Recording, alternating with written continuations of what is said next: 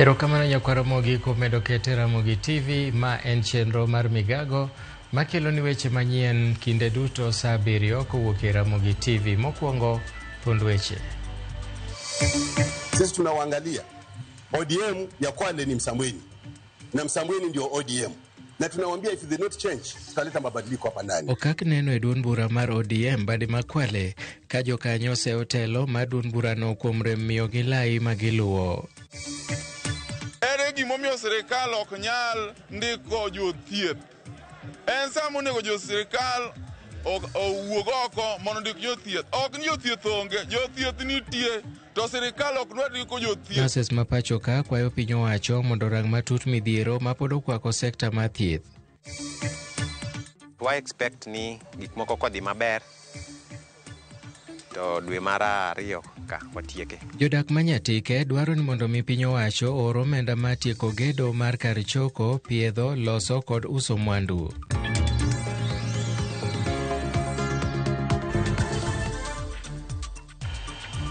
Arwakini machiegni nyinga Milton Ochieng Awuor. Jatend migawo mar thieth Eden Duale omedo duonde siro chik magayo kaka itiyo gi mbui, kowacho ni chikno biro miyo nyithindo arita madipo ka odonje mbui kendo rado gi pichni moko manyalo rocho ngimagi kendo kata mago manyalo puonjogi tiyo gi yedhe mamero ji. Nowacho magi e sach nyasi mar hingo higni 100 mar Muskiti Majamia. A lot of young people commit suicide because of accessing certain sites in the social media. A lot of them go to drugs and drug abuse because of what they see social media. That section, the court said, is constitutional. But I was shocked the other day, another judge did not know that his counterpart 2 years ago has said it is constitutional. Okako sechako nene duond bura mar ODM bade makwale ka jokanyo se otelo ma chama no alworano kuom rem ketogi e yo ewi kama chama onego chom. Kotelnegi kod jakom ODM ma Msambweni Abdalla Mambo giwacho ni telo mar ODM makono ne ok ochano kata mana wuoth mar dhi ywago gai margi mosenindo Raila Odinga.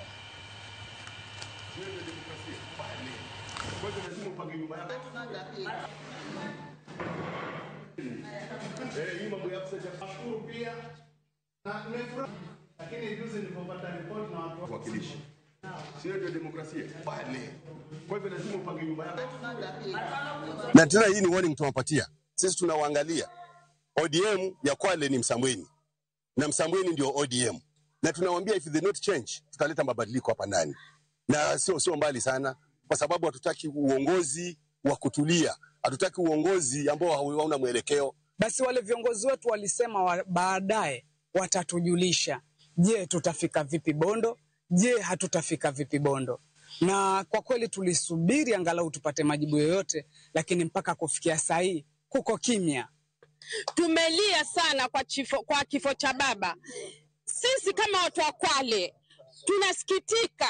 Wenzetu wa Msambweni gari 10 zilienda kuzika baba, lakini Kwale hata gari moja. Kwa nini? Na tulichagua viongozi, tulipiga kura. Nashangaa viongozi wetu kama wanatuambia kama sisi ni omba-omba. Wao walituomba kura, sisi tuombe nini? Tukipiga simu kwa watu wa Kilifi wanasema sisi tulienda bila wasiwasi na viongozi wetu. Tukipiga simu Mombasa wale walienda bila wasiwasi na viongozi wao. Huku kwetu mpaka viongozi wetu wabebu. Maisha haya mpaka lini? Hadi lini? Sisi kwa nini tupigie magoti watu wengine? Midhiero nenore doho manyamira eseche manochwal e nyim doho okinde adek mabandia mancheno maki juma mokale alworano. Achiel kuom achijego ne obwogo doho kokelo okil mare mane bende omaki bang' yudo ni onge kod otese malong'o mamiye thuolo mar yalo buche e nyim doho. Achijego nowe gi rambun mar siling' 50,000 moro ka moro kendo buchgi ibiro winjo kendo dwe manyien.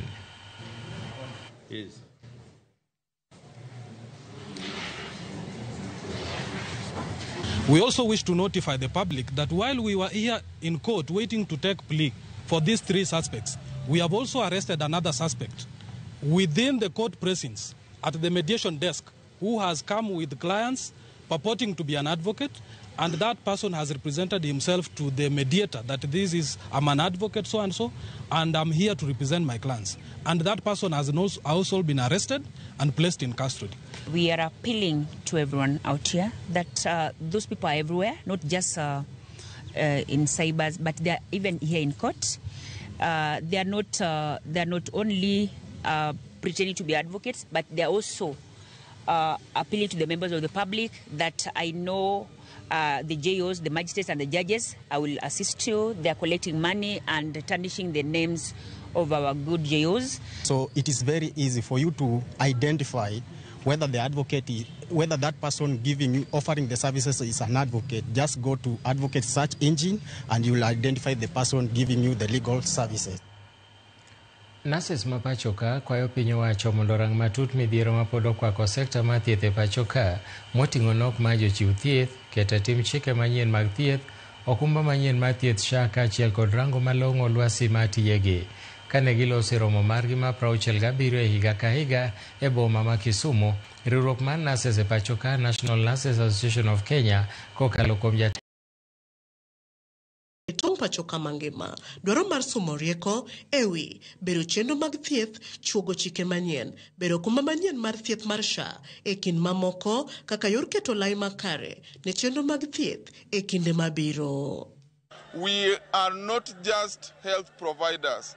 We are innovators and we are leaders. And we need to work together with other cadres and the government to make sure that we deliver on the transformation that we need so that our people, our citizens and our communities can benefit from the health and health services that we provide. Nurses gone otielo nilemo magimako marito jotuo e ute thieth pachoka duong koro gidwaro mondo bedi ka inywandogi e chenro mag keto chike kod timo lokruoge e sekta mar thieth kaka yor bero chenro mag thieth pachoka.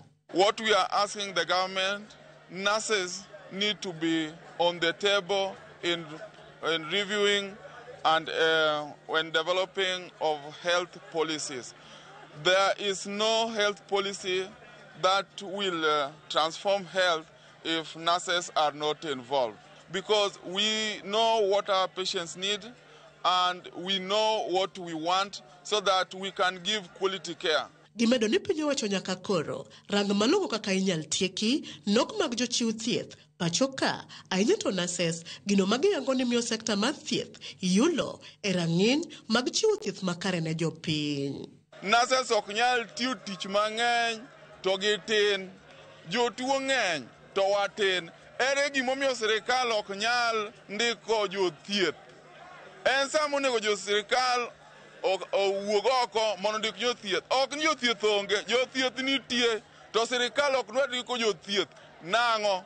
Nurses gi bende ne okwedo ndamo mane piny owacho kawo mar wuoyo oko bod matayo nurses ka giwacho ni ma en donjruok gi tije jochiw thieth pachoka kendo mayogi oteku margi. Government through the Ministry of Health, they fired the Nursing Council CEO, which we feel as nurses that was unfair and unfortunate. The Board of Nursing Council should have been reconstituted by now.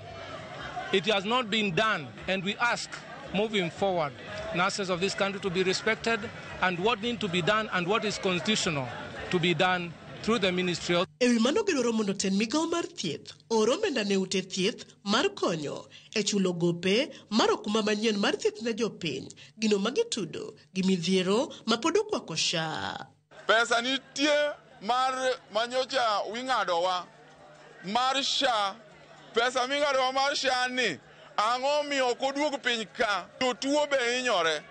Jotuo ka wasethiedho kaka giwuok e ward onge. Kaka jotuo yud thieth mamoko madwaro SHA onge. Koro sirikal onego bed ni kelo pesa SHA piny ka mondo wayud konyruok, jotuo bo yud konyruok, to mondo mi health facilities wa bo bed gi yath mondo dongre. Nurses go koro wacho ni paro kod twak duto mane gikaloe e romono mar ndalo 2 gibiro chwalo e nyim migawo mar thieth mondo okonye loso chike mabiro konyo e bero kendo tego chenro mag thieth pachoka.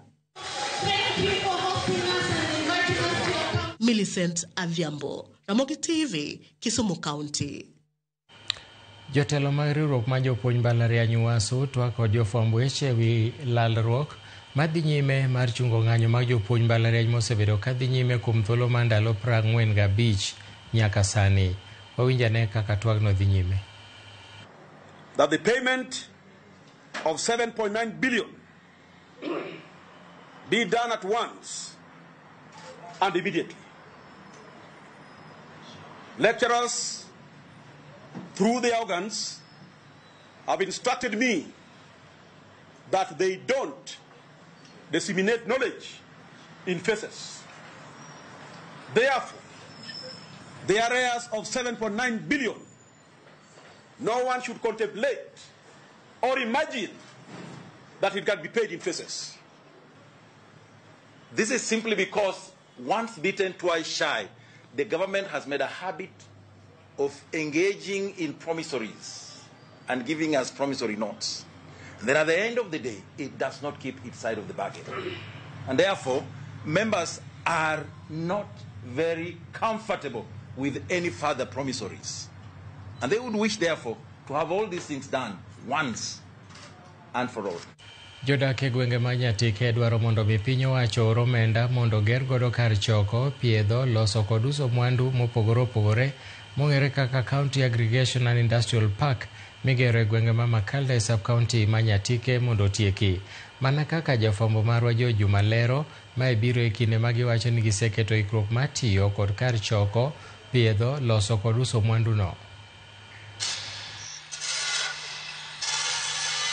Gedo mar kar choko, piedho, loso kaachiel kod uso mwandu mong'ere kaka County Industrial Aggregation Park ma igero kod omenda mar $5 million ma isiro kod piny owacho mar kaunti ma Migori kod piny owacho mamalo e sub-county ma Nyatike ne igero ni koro dhi rumo dwe mar 5 mar higani. Kata kamano kar choko, piedho, loso kaachiel kod uso mwandu ni magedo mar osebedo ka digni nyaka sani gedo mar ochopo 87% ka igeno ni koro dhi rumo dwe mar 2 mar higa manyien. Tieko gedo mare koro chor nyime kaure kod midhiero makoni kod kocha ma oting'ore mar piny owacho mar oromenda e wang'sa. Another thing that has been a challenge sometimes in the delay of the resources, sometimes it takes time before funds are released for the project. Kalo makut chwe accessing ka bedo matek. Koro loche ama gine makelo nwa materials bedo gi tich matek. Paul Kisinyu, men manager mar chendoni, wach ni gigo ma odong' ma onego ger sani koro nok kendo gintie kod geno ni gedo ma dhi rumo e chakruok mar higa mabiro. Being ni project ni itime e counties mang'eny e Kenya ka. Seche moko inyalo dhi e market tiyudo ka kamidhi ng'iepe cha wadu osedhi mong'iepo. Koro chuno nyaka igol gi loka. Koro process ma ikawo ma yoda gi loka ma gibi kawo thuolo mar dweche 3 ka gigo tim nade chopi.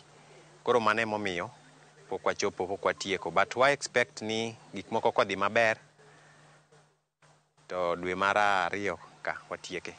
Leo matieko gedo mar kar choko, piedho, loso kaachiel kod uso mwandu ni bire seche ma oganda sub-county ma Nyatike kod kaunti ma Migori mangima wacho ni giseketo ikruok mopogore opogore mar tiyo kod kambini.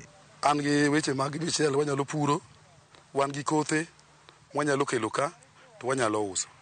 Pura lot anyalo ikora mondo mi ber moro ayudi bech goldi oningo chorre mbele. Ageno no biro chorore mbele kendo ber biro maber.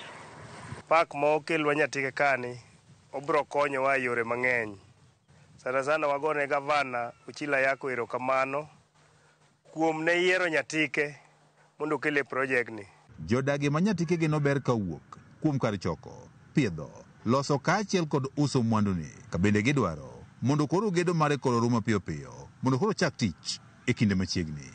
Koro gini konyalo dhi mbele. Taparo nyalo bedo maber, onyalo bedo miyo ndiko ji machalo kaka wan gini kama mang'eny.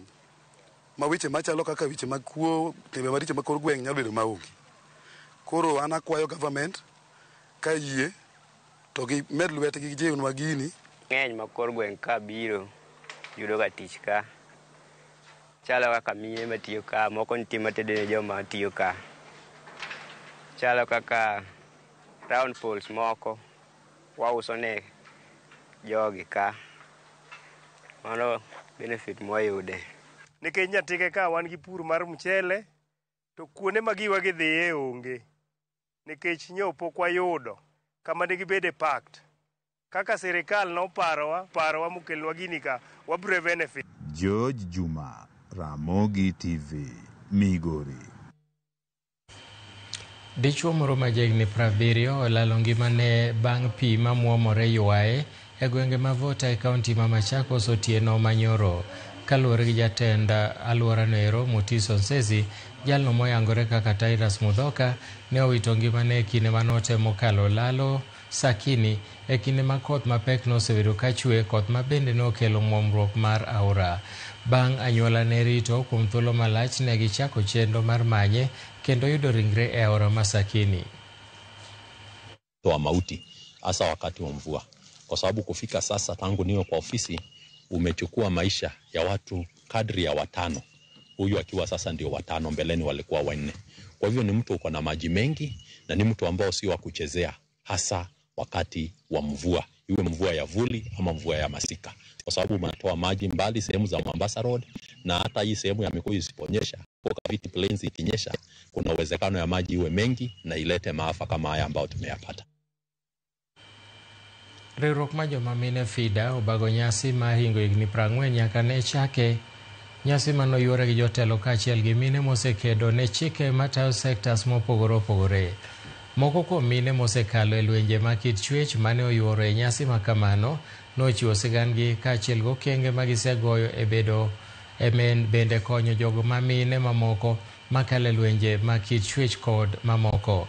Martha Karua ma bende noyuoro e nyasino onyiso joma mine mondo dhi nyime kod kedo ka ijiwogi mondo mi giteg riwruoge mag FIDA. Change, new technologies, new political voices, and shifting economic realities.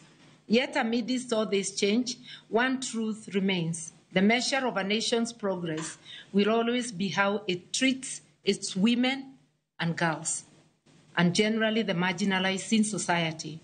When women cannot walk safely on our streets, when survivors of gender-based violence are met with indifference, when young girls drop out of school for reasons of poverty or culture, then our development is hollow. In my administration, I've made sure that whatever we are teaching as FIDA Kenya is being carried in the counties. I give priority to people. Public participation is a must in my county. I give my community an opportunity to suggest what we do. So today you can see I have scars on my face. I'm fitted with metal plates on my hand. I survived with a head surgery and a breast surgery. But still, the community judged me. As always, the community will judge women harshly. Fought for my rights, and finally I found my rights. My daughters were disowned. I was told I had not given birth because girls are not children.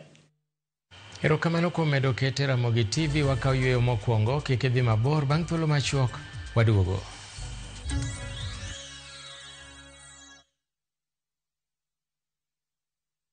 Neto kori winjo kika winj kucha koluonga ni mbabas nikech koro uneno kan gi pesa moro matin. View sasa ndio nyumbani kwa the best local dramas. Nataka ripoti ya Hansi pamoja na mkewe. Comedy za kuvunja mbavu.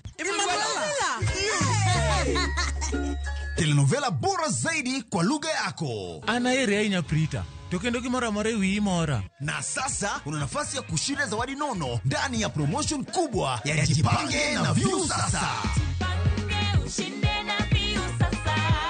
Shinda 50 50,000 kila siku, $500,000 kila wiki na grand prize ya 2 million shillings. Wow. Ingia kwa View sasa hivi kwa kupitia paybill 724177 au tembelea viewsasa.com. Weka nambari yako ya simu kama akaunti yako, kisha weka 50 bob tu na upate content na point na uende kama mshindi. Ingia mara nyingi uwezavyo. Kila ukiingia kwa View sasa, unaongeza nafasi yako ya kushinda. Imeidhinishwa na BCLB number.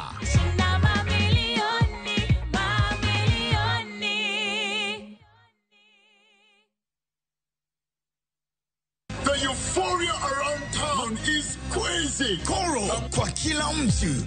Guys, Koro wanna sort all types of people. Mama mboga, Koro. Nduzi guy, Koro. Office lady, Koro. I just received my cash from Koro. Just quick and easy. Download Koro and say hello to Easy Lending.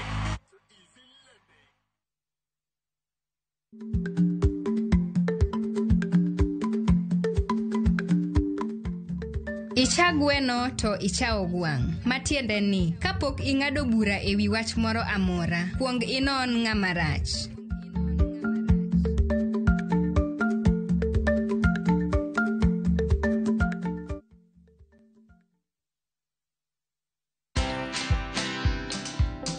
Before we said we were Kenya's #1 news app, but we've continued to redefine ourselves into Kenya's #1 app as we sit today.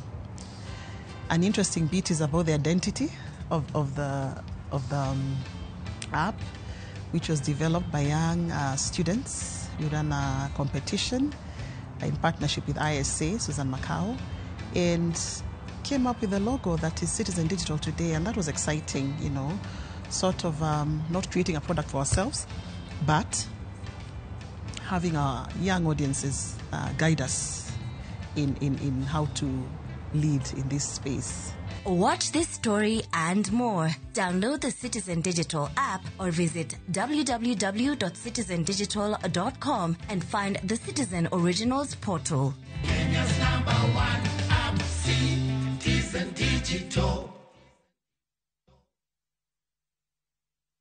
A city where every family adventure begins with wonder. Ride to the top of the Burj Khalifa and see the world beneath your feet. Explore theme parks where the kids laugh louder than ever. Shop, dine, and discover a city where every moment feels larger than life. From desert safaris to door cruises, Dubai is where families come together to make memories that last forever. Enjoy 4 unforgettable nights with View Travel from only $815 per person sharing. Book today and enjoy the ease of Lipa Pole Pole for that family getaway filled with laughter, discovery, and adventure. Call 0703 254 254 or visit viewtravel.com. View Travel. Dream, explore, discover.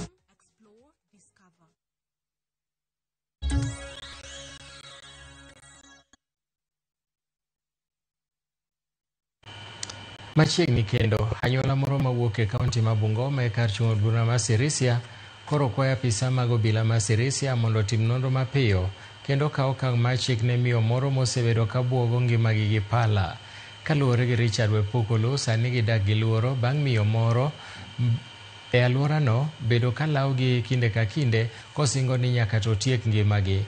Owacho ni en kod nyithinde sani gidak gi luoro mokalo bang' miyono bende oro milome e video kowacho ni omanyo kaka dohinygi.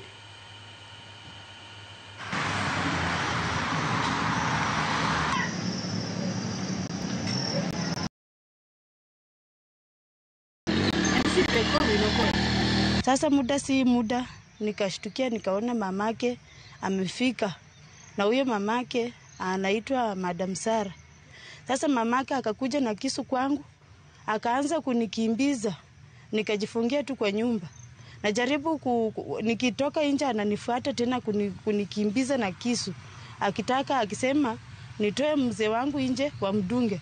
Mama yake kukuja, anakuja kwangu kuanza vita kwangu na kukimbiza mama ya kwangu na kisu. Mimi nilikuwa kwa nyumba, nimejifungia kwa nyumba. Saa hii bado ninatafutwa na kisu. Huyu ni mama ambaye mtu mwenye tunamemchua. Mimi nahofia na maisha yangu kwa sababu silali kwa nyumba. Alafu niko na watoto. Sasa mimi nikikuwa kwa nyumba, watoto wangu nje, wao nao akiwapata si atawatunga kisu. Sasa mimi nahofia na maisha yangu pamoja na familia yangu. Jo Kenya no bagoromo mokwongo mar piem mar tedo chiem jo China ma bende no kelo kanyakla jotedo molony mawuok e pinje mopogore opogore e Afrika. Piem no no bagi e mbalariany mar Kenya Utalii mantiere Nairobi ma bende ne ni kod dwaro mar riwo kido kod timbe mag jo China gi pinje mag Afrika e tedo. Piem makamano bende nosidho ayanga tudruok ma China gi Kenya e yore mag wuoth e kinde mar higa 2025. Them not only superb culinary skills, but also the rich and diversified culture of their countries. I believe this event will foster learning and mutual inspiration, allowing exchanges and competition in catering industry between China and Africa to glow even more brightly on African continent. Collaboration, choosing this college to host this competition is highly welcome and is a very important step in opening an avenue for the Kenya Utalii College to be able to work very closely with other universities and other colleges, hospitality colleges back in China to ensure that they also learn our Kenyan cuisine as we also learn the Chinese cuisine and we're able to exchange together. Koro kawuono watedo chiemo moa China. Wan gi Chinese participants more African countries o converge ka mondo gi ted chiemo ma traditionally Chinese food. Culture, the Chinese people ohero culture gi mana kaka wan bende wahero culture wa. To culture bedo manifested in different ways. One of the ways ma unyalo nyiso culture maru and through Jopur mag niang' e gwenge ma Bumula e kaunti ma Bungoma okwedo paro mar dwaro darogi ka giwuok kargi mar pitho maluwa Western nyaka Upper Western. Jopur mag niang' go eko nowacho ni gisebedo ka gitero niang' e kambi rego sukari ma Mumias to kendo ok gibi yie tero ne kambi moro amora mopogore. Ne gimedo ni gin kod thuolo mar tero niang' e kambi mar dwach gi oyango negi mana manyalo miyo gichudo kako winjore. Sisi farmers over 10,000 ambao tuko Bumula hatuna contract sa Nzoia au Naitiri, tuna contract sa Mumias. That means whether unataka kuwa director au uwe voter hutaruhusiwa kusimama kwa sababu una contract ya hiyo soni wanataka tuende, na pia hutapika kura. Mambo ya soni kusema ya kwamba Bumula uwe hapa Central, sisi kama wakulima tulisema ya hatuwezi kukubali. Mumias ipaki na zile pine vendors zenye walichenga. So vita ambavyo vinaweza kuwa between the millers, unless kama kuna mtu mila yote ambaye anaona mkulima ni wake na anajua hilo shamba ni lake. If not that way, let us work as we have been working. Kama mtu akihisi ya kwamba alete miwa kwako, alete. Na kama akiamua kupeleka customer ile mwingine apeleke. Ekineni ma jopur majan chai manie kaunti ma Nyamira medo ng'ur kaluwore gi chudo manyap. Jaod bura ma Nyamira Jerusalem Momanyi ohum nono gi pogruok e nengo mar majan chai e kuonde mopogore opogore pacho ka. Koloso yo Sironga e kar chung'od bura ma West Mogirango e sach nyasi ma dhialo kendo konyo joriemb boda. Jerusalem okwayo kamati moyiedhi manono wach nengo majan mondo ket nengo bed marome Kenya mangima mar mondo mi kik jopur ma Nyamira gi kuonde mamoko yud lal. Walipata sisi kama wana Nyamira hatutaridhika, na pia tunasema ya kwamba lazima ile ad hoc committee ambayo National Parliament ilichagua ituletee tupate na kujua ni nini hasa ilifanya hiyo bonus yetu. Saa hii kuna factory zingine hata asikupata kitu, wengine walipata 0, wengine wanapata 5, wengine wanapata 10. Sasa ule wakati mwingine tulikuwa tunapata 40-50. Kwa nini ule wakati na huu wakati imekuwa ni kitu gani? Lazima mjue ya kwamba watu wetu wanaliona, watu wanataka kujua ni nini. Mnataka kujua ni nini? Apisi mar Jomin Buche gwenge ma Nyanza e okang' mar keto tich makare kind jotije notimo romo mar ng'eyo chal ma jotich ma mine romo manobagi e boma ma Kisumo. Mana kaka jafwambo marwa e kaunti ma Kisumo Purity Ruhama lero, jata tije gi Jomin Buche Rensa Ingonga nowacho ni chenro makama bende ne en mar paro ne joma mine ber mar keto chenro mangima gi nyime kendo makore kanyakla kinde duto. Apis Jomin Buche bade ma Nyanza nobago romo mag joma mine gi thor wach mar twak e weche ngima, konyruok kaachiel gi tuo kansa mar thuno e kind joma mine. Nyasi makama ne obiro e sama piny ngima dhialo dwe mar tuo kansa, ka bende ne okelo kanyakla Jomin Buche kaachiel gi apises mag weche thieth maduto ne jotwak e achiedh nade mag paro, pimo tuo kansa to kod ngima joma mine matiyo e apisi mag piny owacho. Jata tije Jomin Buche Renso Igonga nowacho ni chenro makama bende en mar paro ne joma mine ber keto chenro mag ngima gi nyime kendo makore kanyakla kinde duto. Yeah, this is the ODPP Nyanza Region Ladies Conference focusing on wellness of ladies, more particularly breast cancer awareness. And as we are all aware, this is the Breast Cancer Awareness Month. That is why we decided, or our ODPP Nyanza region, headed by the regional head, decided that this is the time this conference ought to be held, showcasing the importance of women, more so in wellness and leadership. Ne owacho ni joma mine loso atamalo 58 mag apisas e duolno kendo gimako lemo madito mating'o bedo jong'ad buche. Omedo ni ngima makare miyo joma mine bedo gi paro maliw mar ng'ado buche e kinde tijgi. ODPP, about 58% is women, and that has made them also to be in leadership roles. For those of us who are interested in public interest matters, we have the Ajwang case, the guy who is alleged to have been killed in police custody. It is being headed by Madam Gikoyi Wangui, who is a lady, showcasing the fact that women in office have been given leadership roles insofar as prosecution is concerned. Jalup jata tije mar duolno Jacinta Nyamosi korka kore nowacho ni romo makama ne en mar miyo joma mine thuolo mar sumo paro e kindgi giwegi kaka ginyalo rakore gi achiedh nade mag tuoche mag paro, kosingo ni apisi mar gibiro siro joma mine kinde duto. This is an opportunity for us to have the women open their spaces, let them talk about it. When sometimes you break down not because the work is too much, but because of going through some trauma together with the victim. We also want to listen to the experts, the psychologists, the doctors. What will they tell us? How do we cope?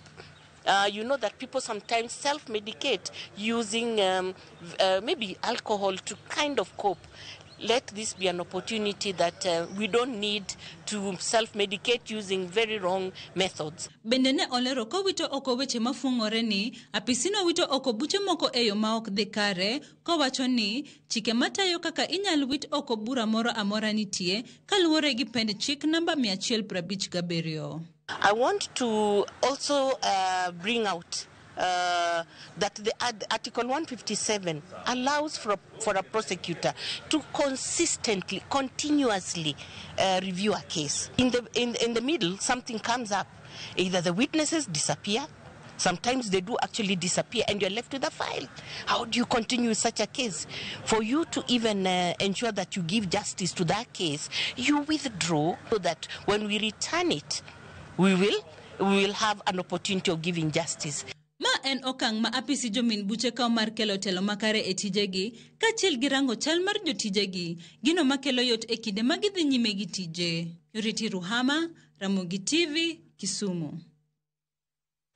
Sirikal kaunti ma Homa Bay komakore gi jokanyo mamoko e sekta mar thieth osidhayanga masinde manyasani mag timo bero e tuoche mag ich e od thieth maduong' ma Homa Bay. Kaka Ali Abich leronwa, okang' makamano en mar medo jiwo chal mar thieth e kaunti no. Masindego matimo bere tuoche mopogore mag ich mane oketie kar od thieth maduong' ma Homa Bay geto kelo yot ne jotuo mane kod chandruok mopogore ich to dwaro bero makende kaluwore ni masindego ni kod teko mar timo bero e yor lony manyasani ka opore kod kit bero mithoro tim ne jotuo ka ibaro igi mamiyo jotuo moko budho kapok ochango tok timo negi bero.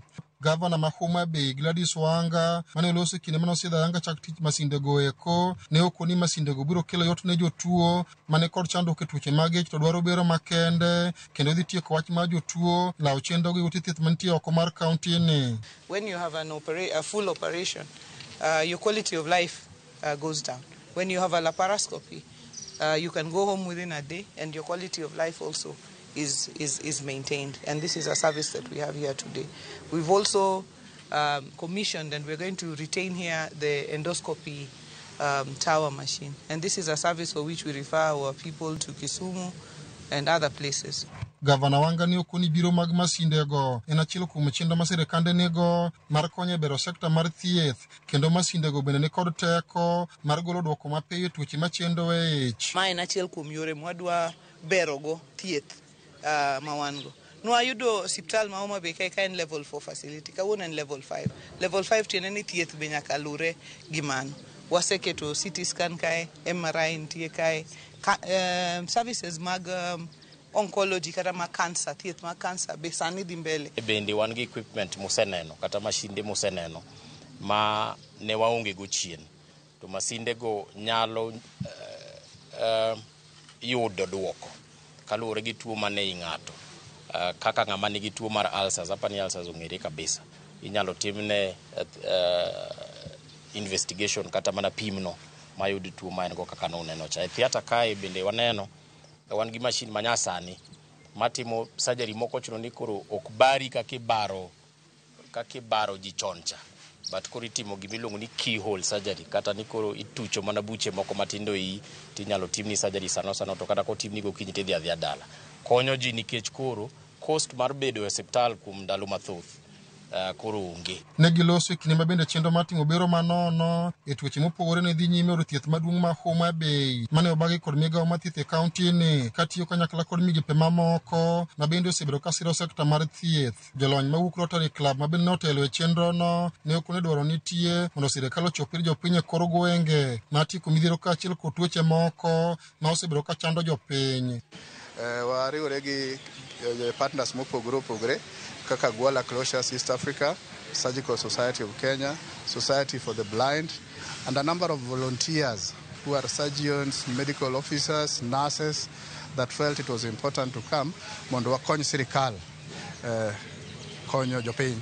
To wamedo kwayo all other county governments ni Rotary clubs are out to support.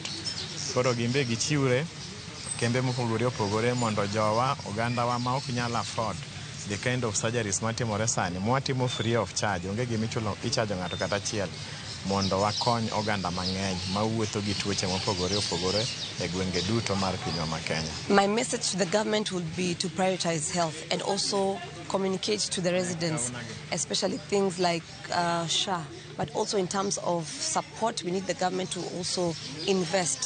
So when it comes to investing, such comes when we bring together 70 medics to come to a county hospital. We also need that kind of support because we also train students.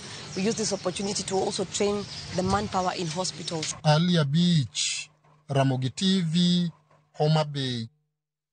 Riwruoge makedo ne ratiro mag alwora mag dho wedhe ka dho nam chumbi oramo ni pod gidhi nyime kod chik makumo wach mar ng'ado yiende midendo ni mangroves gikoni ji ma odak e alwora mag dho nam chumbi kaachiel kod jolupo osebedo ka neno ber mar pidho yien makamano kendo jiwo oganda manie alworano mar nam chumbi mondo oket maino e rito yiendego kaka jojaoko leronwa. En alwora mar dho wath ma Majoreni mantiere e od bura ma Msambweni e kaunti ma Kwale. Kae ne wayudo ka jokanyo e riwruok mochung'ne rito alwora mar dho nam midendo ni Pongwe Kidimu odich gi pidho yiend mangrove ma gikone gineno berne kaka jodak ma alworano. Hata kukiwa na upepo, hata kukiwa na kimbunga, hicho kimbunga huku hakileti athari kwa sababu kikitoka baharini kinakutana na mikoko pale katikati, ile pressure na nguvu ya kuja juu ndio itoe mabati ya nyumba, ile haipo. Kwa hivyo nyumba zetu huku hazihami mabati kwa sababu kuna kimbunga. Katika hii mikoko kuna hewa safi tunaipata, katika vile sisi tukipumua ile hewa chafu, mikoko inatuletea hewa safi. Alafu pili, Kuna wakati tukiweka nasari, kuna wafadhili tokeza, kama mfano KPA vile walivyokuja wakinunua, huwa tunapata pesa tukiuza, kama vile zile pesa tunapata tunapelekea watoto shule, nyingine tunakula. Basi kama mwenyewe wataka kupeleka shambani, unapeleka ili pata mazao ya chakula kule juu. Maino margi gikoni giketu iku mar ng'ado yiende kata mana moto e alwora no mar keto lwasi makare to chutho ikindeni mamidhieche mag lokruok mag kor lwasi okwako piny mangima. Huku hakuna mangrove harvesting, so harvesting hakuna, so degradation has been stopped. Hapa watu hawaokoti hata kuni si ni mti uliokufa, bado hauchukuliwi kwa sababu unatakikana uoze, na ukioza unaleta virutubishi katika ile miti. Sababu wakikata kama hivyo, sisi hali ya anga ndo tunakosa mambo mengi, mvua, mambo mengine kama hivyo, samaki wanakosa mazalio, alafu kuna kama hivi desert hakuna miti. To kaka yorga yotaka to chutho chupni mag plastic donjo inam, gikoni gisebedo ka gikwanyogi kendo ema gitiyo godo e nasari mar pidho yiende makamago. Kuna wakati tunaokota tu, mtu akinywa maji yake akiangusha tupa, tunakuwa kama vile wenda azimu. Ukimwona mtu na tupa yake umwambia ukimaliza nipe mimi, akikupa naika kwa mkebe wako, ile siku ikifika na katakata vile vikebe mnaekea nasari. Mahali samaki hutaga mayai na ile mayai yasipate usumbufu ni sehemu za mikoko. Maanake kwamba kama mikoko imeongezeka na mazao ya samaki yanaongezeka na idadi ya samaki inaongezeka na uchumi wa jamii unafanyaje? Unakuwa. Tendwath ma Mombasa mar Kenya Ports Authority gikoni osebedo kasiro gi e chenro no, gino mabende ne omiyo dhial gi e pinje maoko ewi chenro mag rito alwora kod pidho yiende e pachoka. KPA has been awarded in the category of environment care, where our project mangrove restoration was declared the winner. This global recognition, for us it means a lot. It's not just a win for the Kenya Ports Authority, but it's a win for Kenya. So the efforts of Kenya as a country have been recognized on the global stage. So tulikuza ile miti 10,000 ambayo tulipata, na nafikiri ukiangalia zile side nyingine unaona miche iliyopandwa kwa ufadhili wa KPA imeishi.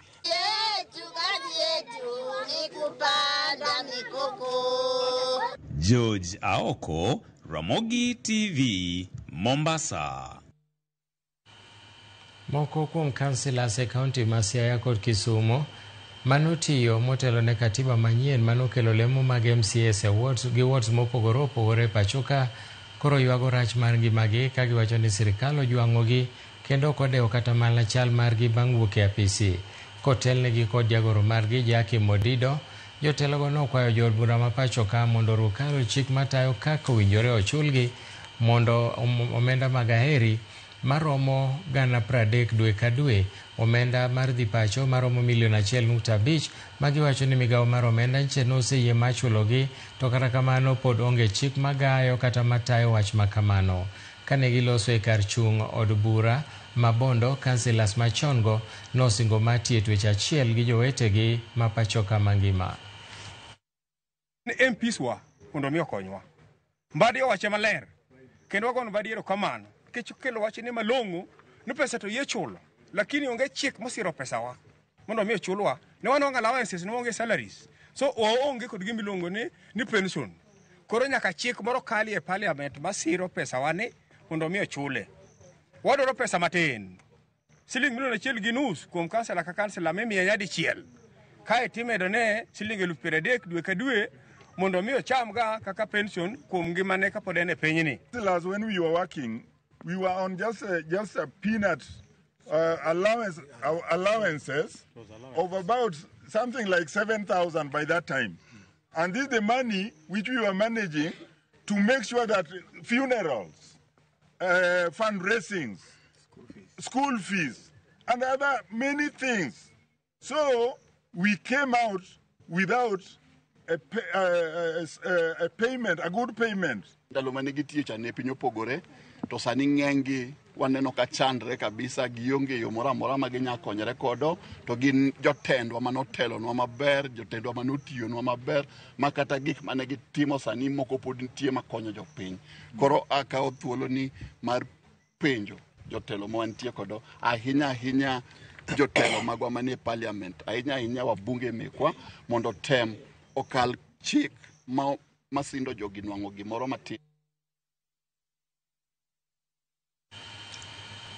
Jagoro maduong' mar riwruok jotije pachoka Francis Atwoli okwayo kwe piny Tanzania e kinde ni machielo mar yiero pod dhi nyime pinyno, yiero mobedo matek tok ng'anyo ma bende nyogo tach e pinyno.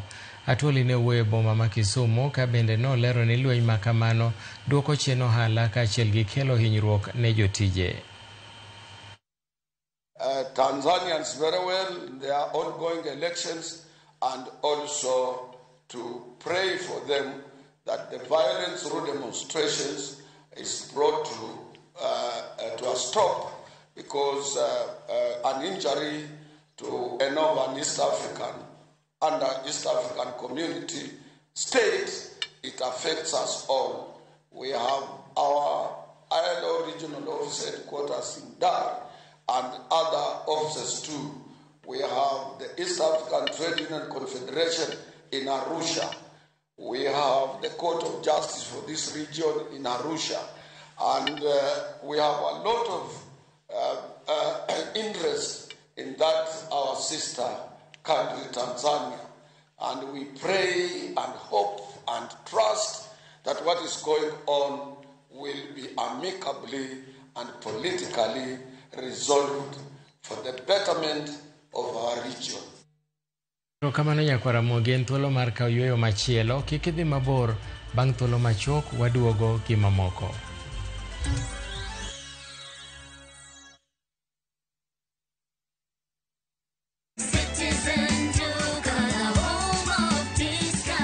No queues, no heavy bags, no stress. Just shop on citizenduka.com and get everything delivered at your door. We deliver across Nairobi, Kiambu, Thika Road and beyond. Shop now on www.citizenduka.com or on the View Sasa app.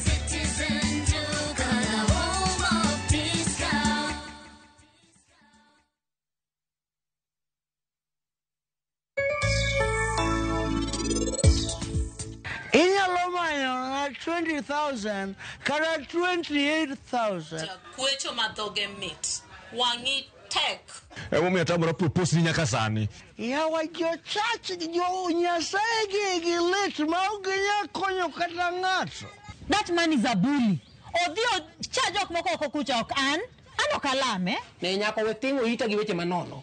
En ga ich lach mani. Nyaka ibed motang' kod jo media.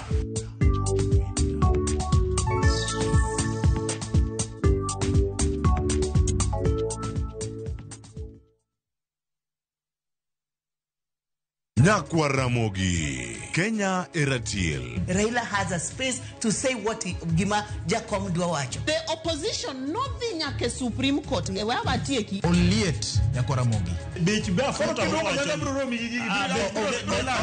Jumapil ka Jumapil. Ana chungo mama Ratil ka del war piny. Ka adwani wa discuss kaka Kenya dhi. Winj twak magoratil piny. One was gore no opposition. One was gore no opposition 50 years. Mayo kiparka kele wich bar moro. UDA onge kama pose donje. Adwani penja bati. Koso donje kona mane. Sachiel gi nusu tieno. Siasa mar piny Kenya en siasa koso dongruok. Kai kelo ni kod George Bati. Kik bai.